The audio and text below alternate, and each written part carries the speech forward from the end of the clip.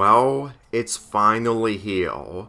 Cartoon Crisis 3. Usually I would have saved this for November of this year, but considering that my schedules have been thrown out the window and I can do whatever I want when it comes to uploading, let's just say that this is only the beginning of what I have in store for Cartoon Crisis 3. Granted, there was last-minute decisions, especially when it comes to replacing an episode choice, but at the same time, with this starting in January and ending at the end of this year, there are no limitations this time, since that I'm being legitimate seriously when Cartoon Crisis 3 is most likely going to be taking up most of my video plans for this year. Granted, it's going to be in hiatus at some point of this year in favor of other video plans, but keep in mind, once this year comes to an end, you will feel satisfied with cartoon negativity. But with that being said, let's begin with the top 5 worst Casagrandes episodes. To be perfectly honest, these episodes are nowhere near as worse compared to the Loud House episodes, but at the same time, they're worth discussing, especially the 2 top worst episodes on this list. The reason why I'm doing top 5 is because there's really not a lot of episodes from this show that is considered bad. I mean, granted, you can say that you did not enjoy the mediocre episodes and the most likely for dishonorable mentions on this list, but on the other hand, after talking about movers or fakers, I'm just gonna be honest with you that the majority of episodes from seasons 1 through 3 from this show are somewhat harmless compared to the Loud House episodes, since that the characters are somewhat likable, just a lot more likable compared to the Loud House characters, of how they're portrayed. But when it comes to these top 5 episodes, be prepared to see so many stupidity from the characters, but with slight derailments in their character developments. You'll see once we get to them. This is my top 5 worst Casagrandes episodes. Number 5, Bad Cluck. No, this isn't the Casagrandes episode equivalent of No Such Luck. But at the same time, this episode being in number 5 just goes to show that this show is not only desperate to do different ideals, but the fact that they just can't be able to make an episode like this work even with the Casagrandes characters. The family and other roommates of the apartment are being haunted by a haunted rooster who acts revenge towards the Casagrandes. Keep this in mind, that the rooster wants revenge and payback, which makes me question on to why that he is haunting the Casagrandes characters, since that they didn't do anything wrong to him. But we're gonna get to that later, because the reason why I do not like any of the ghosts being part of the Loud House and including the Casagrandes is because the first half of this episode really centers around the characters need to communicate with the ghost by gaining some assistance with the other roommates in the apartment. And to be perfectly honest, for the one-time pacing being mostly rushed in this episode, this would have been a 22-minute episode similar to the Loud House's Ghost episode, which both premiered in the same day in October of 2020. You see, with all this in 11 minutes, it really feels like that the first half of this episode is just rushed, and while yes, I understand that the characters need to figure out the solution onto why the haunted rooster is haunting them, it doesn't change the fact that the first half of this episode isn't really entertaining. I'm really sorry, but none of the jokes work, and when they take the haunted rooster seriously, it just didn't work out for me, because the second half of this episode just raises more questions than answers. The haunted ghost, who is Alfredo, wants payback against Sergio for pooping on his car, completely ruining his birthday party, not to mention killing him, all the while stealing his sunglasses. Here's the thing, if this episode tries hard to make me convinced that Sergio deserves the punishment in this, he didn't even get any punishment at all.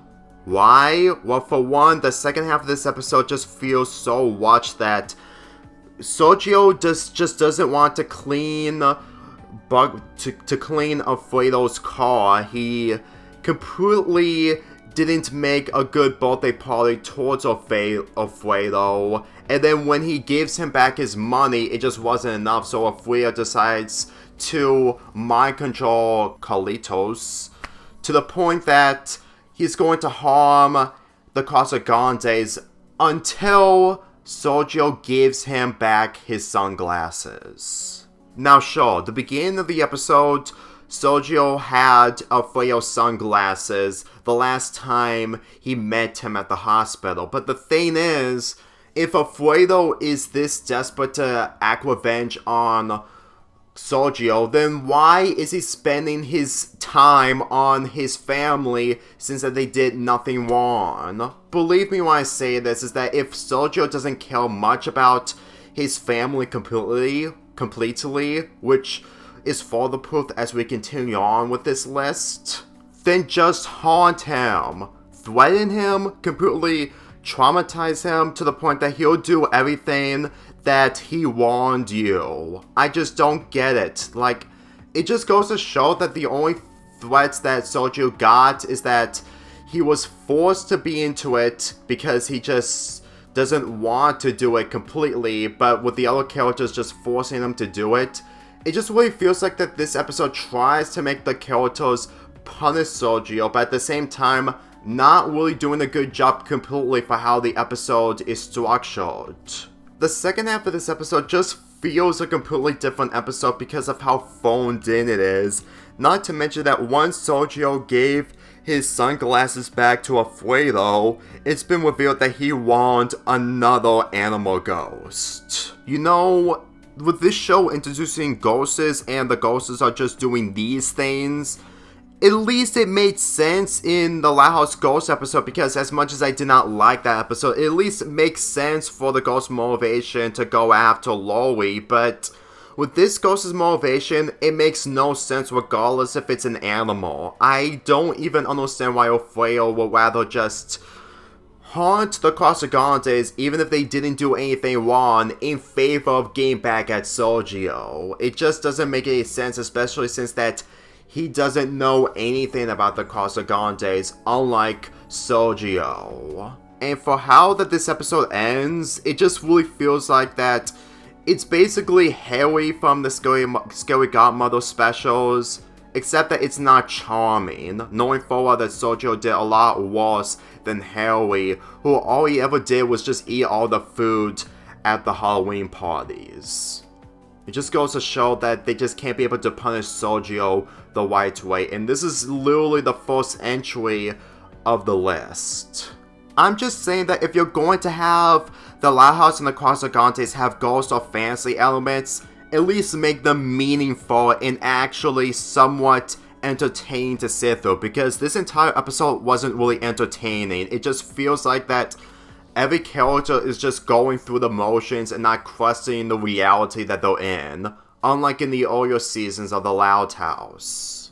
I'm just gonna say this right now, if I'm ever going to witness another haunted ghost in these shows when they're not supposed to be in, I'm just gonna say right now, everyone is literally out of their mind, all the while just not thinking straightly. I mean, the motivation of the Casagrandes do make sense, but for how this episode is structured, it really feels like that the down-to-earth elements in both shows from the Lighthouse and this is completely non-existent, which really breaks the meaning of the purpose of the character development in earlier seasons. But that's a topic for a different time. Number 4, Salvador Doggy, which is the final episode featuring Frida before the Casagrandes came to a close, and unlike Carlota's final episode launch shot, which gave her a final conclusion, Frida on the other hand got the short end of the stick when it came to this episode. Frida is having a difficult time to do any art or inspiration because she's having artist block. But when Lalo completely has paint all over him and then takes it off, which paints all over Fuita's canvas, her art collector loves it. Now look, this episode is nowhere near as bad when it comes to SpongeBob's The Googly Artist. Because the thing is, since that a dog did this instead of a human being, I will probably understand what the meaning of art critics are like when it comes to this type of plot, when it comes to a dog doing it instead of a lowbrow person being over-favorite compared to an actual artist from SpongeBob. The thing is, the idea of Fuita and Lalo working together isn't a bad idea at itself. The biggest problem is the fact that they shoehorn Sergio into the plot for the sake of getting more money and taking advantage of anyone around him. And in all honesty, the fact that Fuita isn't making a stand for herself and is only just showing us that artist block is really important to people who are really desperate to do anything for anything, then I'm not convinced. In fact, it just made me feel bad for Fuita way more than just seeing how she's being betrayed. Now look, we've all dealt with blocks when it comes to our hobbies in the past, even to this day, and I understand that this episode is about a character dealing with blocks that they're fully incapable of handling. But on the other hand, with the majority of the episode just being Sergio, just messing with Fuita in order to do bills, in order to give them what they want, in favor of just doing different art styles for the canvases that she's going to hand into her art collector, then it really doesn't really make this episode entertaining. In fact, it just really goes to show that Fuita really got the short end of the stick when the Casagrandes came to an end. Granted, I did watch the episodes involving which character had the best outcome, and I can instantly say that Carlota got the best out of all of them, but when it comes to Fuita, it was way low, like really, really low, for how the plot of this episode just ruins the possibility of an episode featuring Fuita and Lalo would have been interesting. Here's the thing, I'm more forgiving with this type of plot if Sergio wasn't part of it, because if we see Lalo just doing what dogs usually do because he is a dog, then I can totally understand the frustration that Fuita is dealing with. But the fact that he's being used by Sergio just to get what he wants in order to get money just makes me question, why can't just Fuita just send Sergio away? I just don't get it. Believe me, as we continue on with this list, it just gets worse and worse. And to be perfectly honest, I just don't understand the logic in this episode if it's trying its hardest to be what Wiles or anything blocks is like when it comes to desperation from that individual. It just doesn't. If anything, it just goes to show that any other character can't be able to do anything unless the plot demands it to. Like Fuita completely sleeping in Lalo's bed instead of just sleeping on the couch if she is willing to continue on with the deal. You know, the fact that people were taking this image really legitimately humorous, or the fact that they just want to see a reaction out of Fuita, just goes to show that this is way too similar where Lincoln got out of the house in no such luck and just slept outside. Seriously, regardless if this has nothing to do with child abuse, it would have been much more accurate if Fuita just slept on the couch. Seriously, it just goes to show that even if I mentioned in my Loudest Lord versus Launchshot video while Lincoln and Carlota are somewhat related, the only relatability I've seen is that Lincoln and Fuita doesn't have the same mindset into sleeping at the right place. And to be perfectly honest, if she did sleep outside, it would have been a lot more worse since that she's in the big city instead of the neighborhood.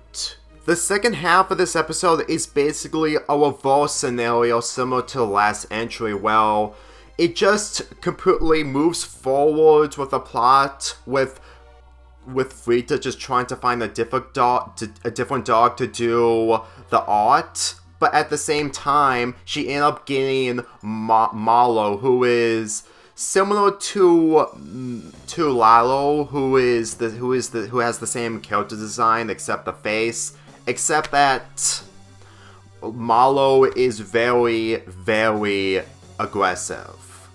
And there's already an episode centering around the two early on. And to be perfectly honest, when I say that this is similar to the last entry when it comes to similarities, is that it really feels like that they're just throwing everything on the wall, which is kind of ironic. Well, Lalo is throwing paint on the canvas in order to make it entertaining, but in this, it just feels like that they're really trying so hard to make Frida really entertaining, but also desperate. As it's trying to make her express her situation with her art collector, that she wasn't responsible with the art. It was mostly her dog. And when the art collector completely state that it's okay to cool down when it comes to dealing with art's block, it just makes the majority of this episode really difficult to take it seriously, knowing full well that this would have been much more better if Sergio wasn't part of it. Because that way, I would probably be mostly against Frida for using someone else's artist skills instead of her own, even if she's dealing with writer's block or artist block or whatever. Because to be perfectly honest, this is somewhat similar to No Such Luck, where Lincoln is dealing with so many events at one time and he can't be able to have time for himself. And while yes, the motivations are completely different, this just goes to show that Frida would have been written a lot more differently if it was just between her and Lalo. The fact that we had a previous episode, well, she had a difficult time to put Carlos asleep and she needs some peace and quiet around her, which featured CJ and Carl having a silent battle, then I would probably see her taking her situation much more seriously against Sergio, knowing full well that she really wants to succeed despite with R's block. And if Sergio wasn't part of this, then maybe I would understand that people wouldn't like her character in the alternative episode while she's being paired up with Lalo the correct way. Especially since that Lalo is just being used and being mostly taken advantage of, all because that Sergio just wants to be greedy. In all honesty, the only saving grace I can say about this is that with this show coming to an end, which it already had last year, we don't have to witness any more Sergio being a jerk to his family. Because as far as I'm concerned, she is far worse when it comes to Lori from the earlier seasons. Regardless if he's non-human. The ending of this episode honestly feels off for an ending. Like, it may work for the alternative examples that I've mentioned, but at the same time, it really feels like that they just didn't know what to do with Frida, regardless if she was the least interesting out of the bunch. I mean, regardless if you say that Frida is a crybaby, don't underestimate that she has qualities. Unlike Sergio, if you ask me, just watch the other episodes involving Frida to understand that she is a much more better character than how she was portrayed in this episode.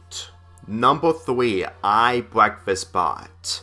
Usually when it comes to a few occasions where I say that Ryan is a better character in the spin-off, but at times she has terrible character development, it's most likely this episode. Don't get me wrong, I understand that they're trying to make Ryan a much more better character than she was in the earlier seasons in the Lighthouse. But when it comes to this episode, especially since it has similarities of Chore and Peace, if I compared this episode to Chore and Peace would have been the better episode over I Breakfast Bot. You see, Ryan and her cousins are forced to be doing the chores while Rosa is away, so they end up using Sid's breakfast bot to do all the chores, and after doing all the chores, the breakfast bot gets a malfunction to the point that Ryan begs for Sid to upgrade breakfast bot to be much more intelligent. And due to the upgrade that Sid installed in breakfast bot, he becomes so intelligent to the point that he just cannot stand up doing all the chores, which leads to him reaching a breaking point to get some revenge against Sid, his friend, and Ryan's cousins. Let me tell you one of the reasons why I do not enjoy this episode as much compared to Troll and Peace, because unlike in Troll and Peace, there were so many characters that have an excuse to go on strike. And considering that there was no striking in this episode completely, and it's most likely the fact that Ryan is just basically like Carl and CJ in this scenario, then it's difficult for me to root for Ryan completely, knowing forward that that breakfast bot has a motivation that makes sense, considering that Ryan is being portrayed a lot less entertaining and really sympathetic compared to how she was portrayed in other episodes. I need to be perfectly clear that in the episode Shell Shocked, where we actually get to see her house before she moved to Great Lake City, she is a much more different character here than she was. Because in all honesty, whenever I see Ryan being portrayed like this, it's supposed to be a different character, not Ryan, knowing forward that she actually cares about her mother and brother. So just seeing her being portrayed like this is just difficult to see her as the character that she was in the past, and most likely somewhat of a female Lincoln. But at the same time, at least Lincoln did some good deeds as the series continued, regardless if he did terrible decisions. And the terrible decision that Ryan did here is that she just became like Carla or CJ, including Sergio. And for me personally, if you have a character who acts somewhat similar to the other characters, even if it's supposed to be for family bonding purposes, you're going overboard. Like, I can understand that Carla, Carlos, Sergio, and CJ refuse to do any of the chores since that they're not like Ryan, but the fact that Ryan is part of this just makes it difficult for me to take this episode seriously, all the while finding any entertaining values from it. And the reason why that this episode is ranked higher compared to the last two entries is because we're supposed to take Ryan seriously. Like, in the last episodes involving Sergio and Frida, it made sense because they're not the same characters when it comes to the Loud House or even Ryan. But on the other hand, if you have Sid as the much likable character than Ryan, then that's not really a good sign, knowing full well that there were some occasions where Clyde was a much more better character than Lincoln in past episodes, but done much more differently and much better handled than this episode. Considering that all that Sid did was to upgrade Breakfast Spot to do most of the chores involving her friend and her cousins, just goes to show that she's a better character than Ryan, which isn't really saying much. Believe me when I say this, the fact that there was an episode where a side character that is part of a spin-off has a better motivation compared to Ryan, and the fact that Ryan doesn't realize this, even though that she did most of the work, especially before she moved, is honestly baffling. It really is baffling. And to be honest, the second half of this episode, well, Sid sacrifices herself for her friends, just makes her way more better in comparison. Like, I would probably question the reality that Breakfast Bob manages to put every single machine to functioning his duties, especially Carlos action figure doll, but at the same time, I'm mostly rooting for Sid than Ryan completely. Like, this problem would have been fixed if it was just Ryan's cousins just forcing the breakfast spot to do the chores, all the while that Ryan sides with Sid 100% for the majority of the episode. And to be perfectly honest, the lesson that you should always do your chores is much more better in Chore and Peace than the message from this episode. Because in all honesty, regardless if the other characters did their chores at the end, just before Rosa finds out, didn't make me satisfied. It made me empty knowing full well that Ryan was part of this episode and how she's being treated in this episode.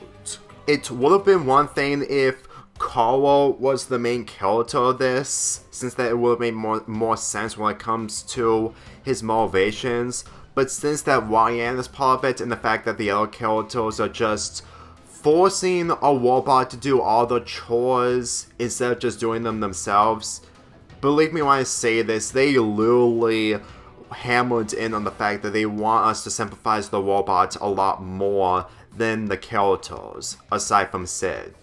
You know, if I'm ever going to talk about Breakfast Bot in the future, it will most likely be another Loud House vs. Casagrandes episode, but let me just say this right now. Just because I sympathize with the robot in this episode doesn't mean I automatically like him completely.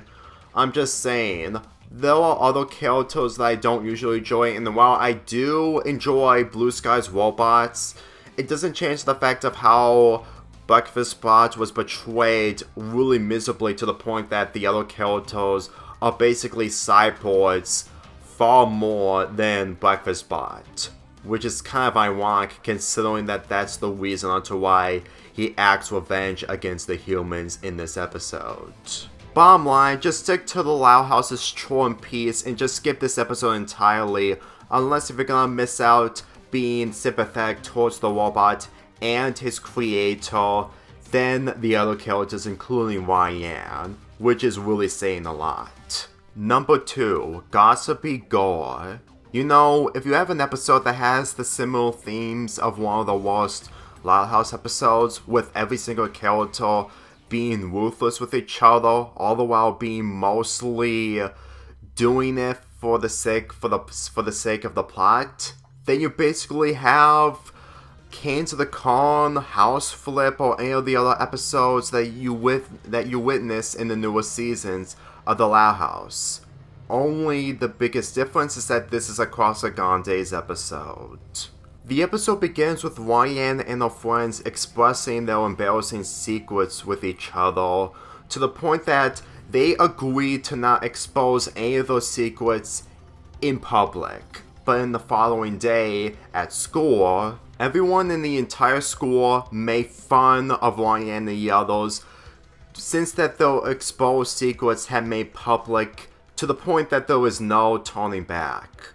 Now, to give this episode credit, Ryan isn't like how she was in the last entry, to the point that I actually feel sympathy towards her, including her friends. She assumes that one of her friends was responsible for exposing her embarrassing secret in class, but apparently it's revealed that everyone didn't do it.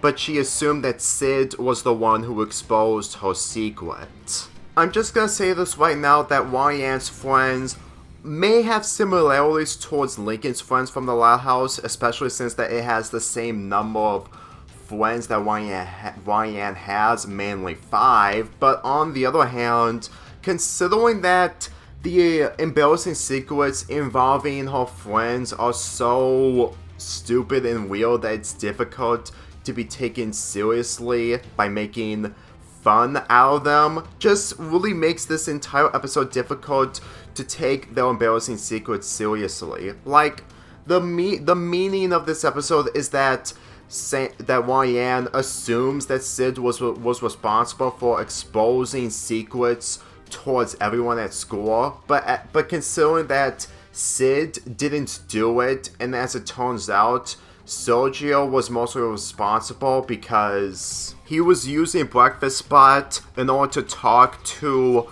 his girlfriend, which completely had all the answers of the embarrassing secrets the entire time. Here's the problem with this episode. One of the embarrassing secrets is that Nikki is afraid of sock puppets.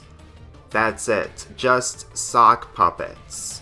And apparently it's worth making fun of the person who is afraid of sock puppets that are nowhere severe of serious fears. If you ask me, Sergio is the least of the episode's problem, regardless if he is mostly responsible of sending the secrets to anyone in Ryan's school.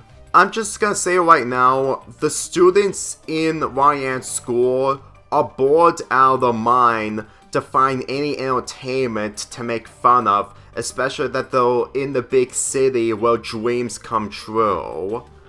I'm being really honest with you that the secrets involving Ryan's friends are just too weird to be taken into a severe level, and it honestly feels like that if the only way for this plot to work is that if the embarrassing secrets were really, really embarrassing.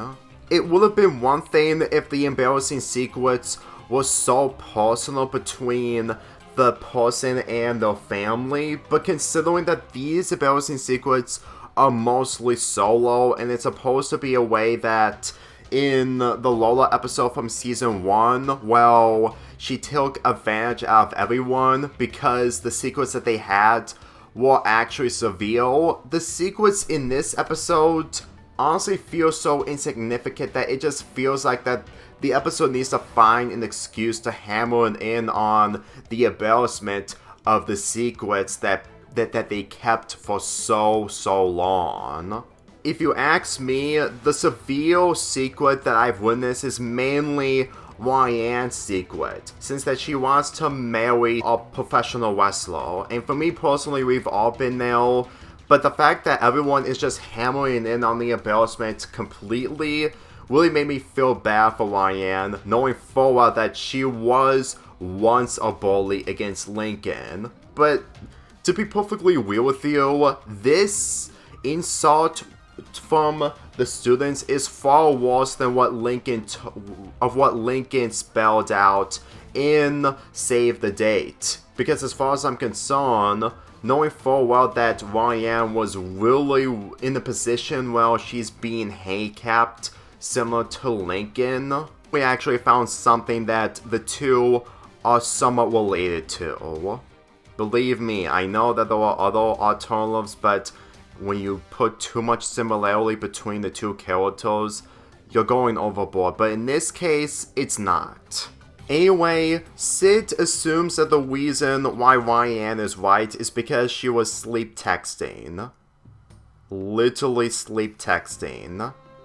If you ask me, I understand that other characters have different personality traits when it comes to this, but whenever I look at this in particular, it really feels like that Sid just can't be able to think straightly while trying to find a way to defend herself. Granted, I don't blame her friends on making the wrong assumption, but it doesn't make up for the fact that Sid embarrassed herself because she has an Abraham Lincoln tattoo attached on the bottom of her foot, to the point that she just talks to it and she still gets embarrassed. You know, it's one thing to interact with a person that has passed away a long time ago, which is something that people usually do if they want to fantasize themselves to meet a famous person, but this really feels like a way for Nickelodeon to have feet in their shows, in the same style that Dan Schneider did in his live-action shows. If you ask me, if you're afraid of feet and the fact that this moment right here is a perfect indication of showcasing it, then I can totally understand where you're coming from, but without it, this is honestly a stupid secret that doesn't even feel natural enough to make fun out of. But I will say that the ending of this episode is good. Granted, it wasn't resolved when it comes to the characters talking to the principal and defending themselves and making a stand against the other people, but let's be real. They will probably still be making fun out of, because the students are still gonna be out of character and ruthless for the sake of the plot. Let's be real, there's no escaping of it the more you think about it. But let me tell you, none of these entries come even close to the #1 worst episode of the Casagrandes. This bird has flown. It's no surprise that this ended up being the #1 picked when it comes to the worst Casagrandes episodes. And for me personally, unlike the other entries, this episode is broken in the same fashion when I talked about the Lincoln Loud episodes last year. This is where Sergio is at his worst. Like, really, really worst. I mean, granted, you could say that what he did in Bad Clock to Alfredo was a lot more serious, but on the other hand, this episode alone just sums up everything onto why people despise Sergio, especially when it comes to the centered episodes centering around him. He humiliates Bobby constantly throughout the beginning of the episode, and then when Bobby had enough and completely calls him out to force him to leave, this leads to everyone in the family being concerned of Sergio's disappearance, to the point that it just makes me question, why is Sergio so important in the family? Like, he may do good deeds from here and there, but what do they see the value in Sergio? Like, they made an episode involving Lalo being really important in the family, but when it comes to Sergio, it just doesn't make any sense onto how nobody calls Sergio out on his behavior and how he treats others in the family. The whole family, aside from Bobby, are really out of character to see Sergio as the one-of-a-kind pet, even though that Lalu is a much more better pet than Sergio. It just makes no sense of the fact that they see this bird as a much more valuable pet, even though that in episodes before and after, it's the completely opposite, that they just can't be able to stand Sergio. It makes no sense. This is literally what I don't understand about the characters not doing the right decisions or just figuring out the problem towards the issues of others, especially since that they don't get any consequences.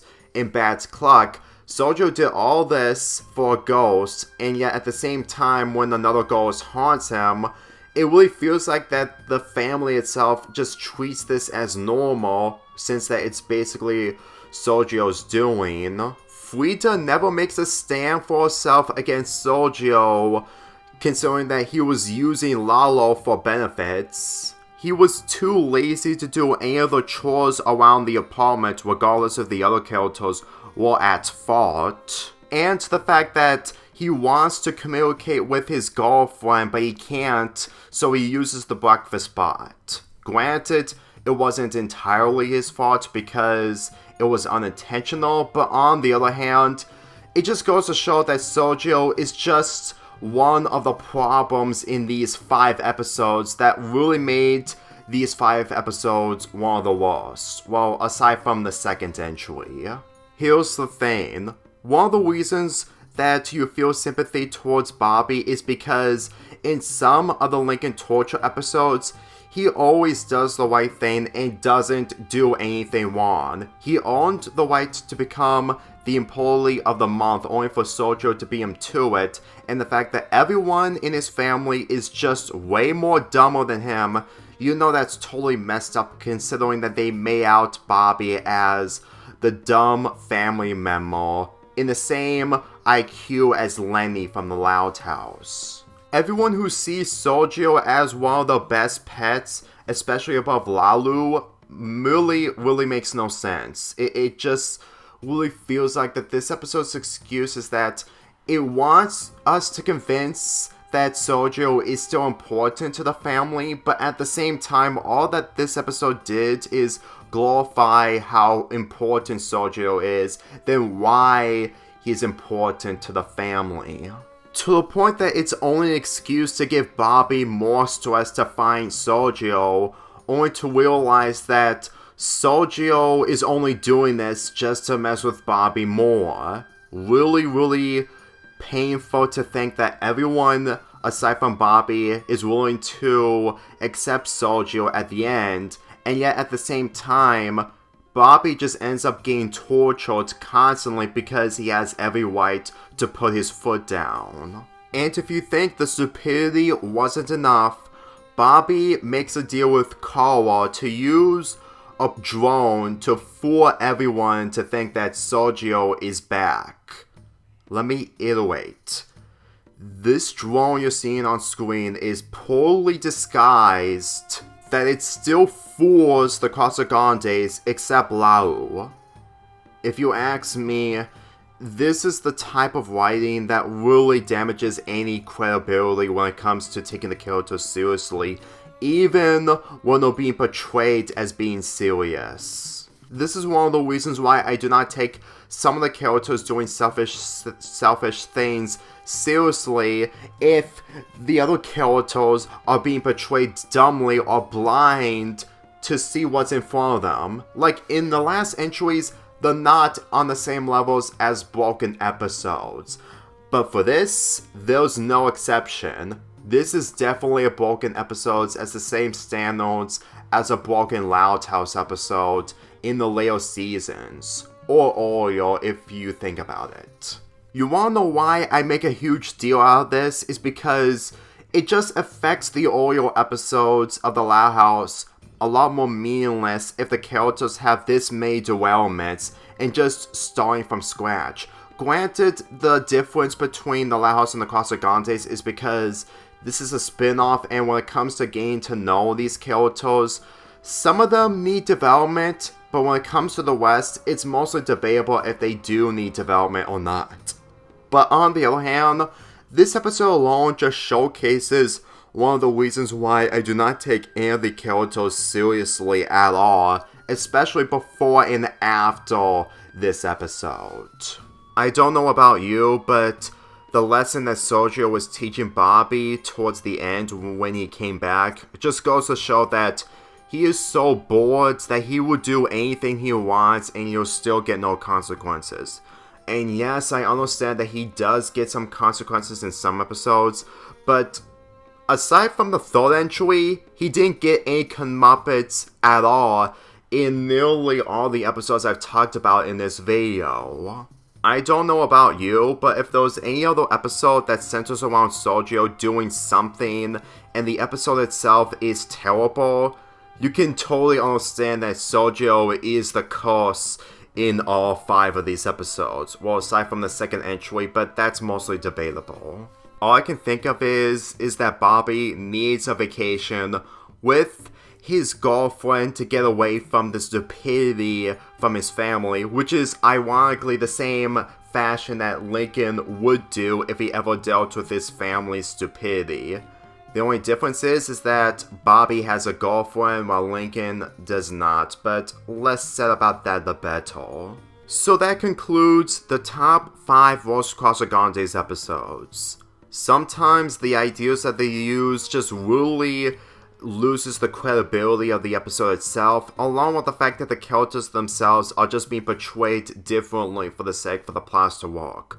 But at the same time, those elements were mostly carried from the Loud House, knowing full well that the people who worked on the Loud House from the earlier seasons were the ones responsible of this spin-off in general. But at the same time, I will say that they did a much more better job here than what they did in the earlier episodes of The Loud House.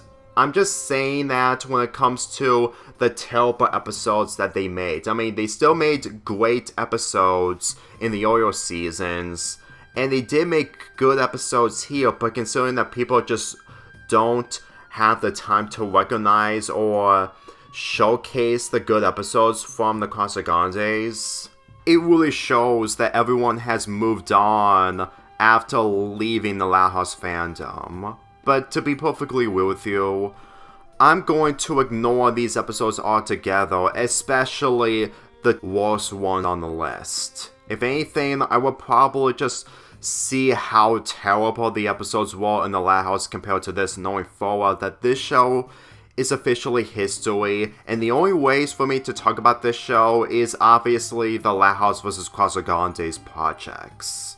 But I still rewatch this show from time to time in the same way as the Loud House. Speaking of the Loud House, since that we kickstart Cartoon Crisis 3, keep in mind if you thought that this video was the major focus of the Loud House, regardless if it's a spin-off, keep in mind the worst has yet to come once we get to the Loud House. I'm Lonely Fanboy 4 here, and I'll see you guys next time.